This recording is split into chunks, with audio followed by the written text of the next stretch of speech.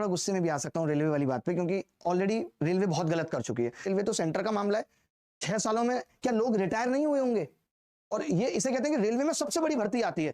पता है, मैं बताता हूं आपको, जब इससे पहले चुनाव हुआ था 2019 में, तो कोई और मुद्दा सरकार के पास नहीं था चुनाव जीतने का और लोगों का दिल जीतने का, तो बम्पर वैकेंसी निकालते 2018 में निकाली।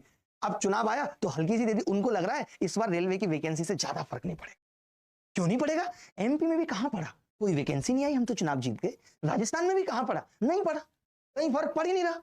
तो सरकार को लग रहा है क्या यार वैकेंसी निकाल, छोड़ो, कुछ नहीं रखा इन बातों में। 2018 में 26,000 वैकेंसी निकाली और बढ़ा के बाद में वो 64,000 समथिंग कर दी, जिसमें एएलपी टेक्नीशियन सब था।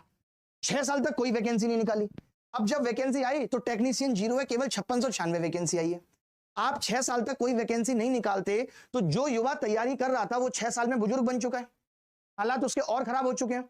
आपके हिसाब से तो वो कंपटीशन से बाहर हो चुका है, तो उसको एज रिलैक्सेशन कौन देगा भाई? ये वैकेंसी तो आपकी हर साल निकालने का फर्ज था ना, वो आप नहीं कर पाए। मुझे समझ में नहीं आता कि सरकार का ध्यान इन चीजों पे है क्यों नहीं। सरकार आखिर किन चीजों में फंसी हुई? तो भाई रेलवे वालों से ये हमारी विनती और रिक्वेस्ट है।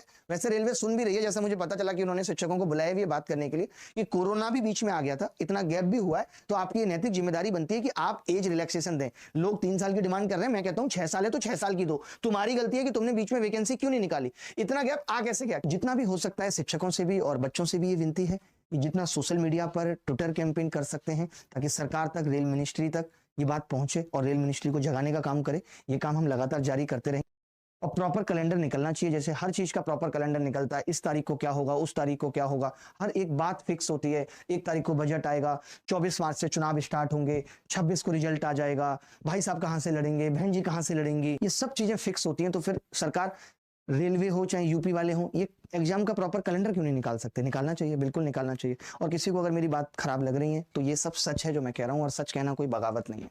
और फिर बच्चा हर एग्जाम के लिए लड़ाई क्यों करे? बच्चा पढ़ाई करे या रोज आंदोलन करे, ये बताइए। ये तो सरकार की जिम्मेदारी है। सरकार को हमने चुन के भेजा, उसकी जिम्मेदारी है कि वो सही समय पे अपनी इस प्रजा का पूरा ध्यान रखे। जिसको नौकरी दे सकते हैं उसको नौकरी दे। सरकारी तंत्र को भी चलाने के लिए एक टीम की जरूरत है, एक टीम ही इसको चला पाएगी। और अगर आप टीम को सही समय पे नौकरी नहीं देंगे, जब उसका दिमाग सड़ जाएगा तब 32 साल की उम्र पे देंगे क्या?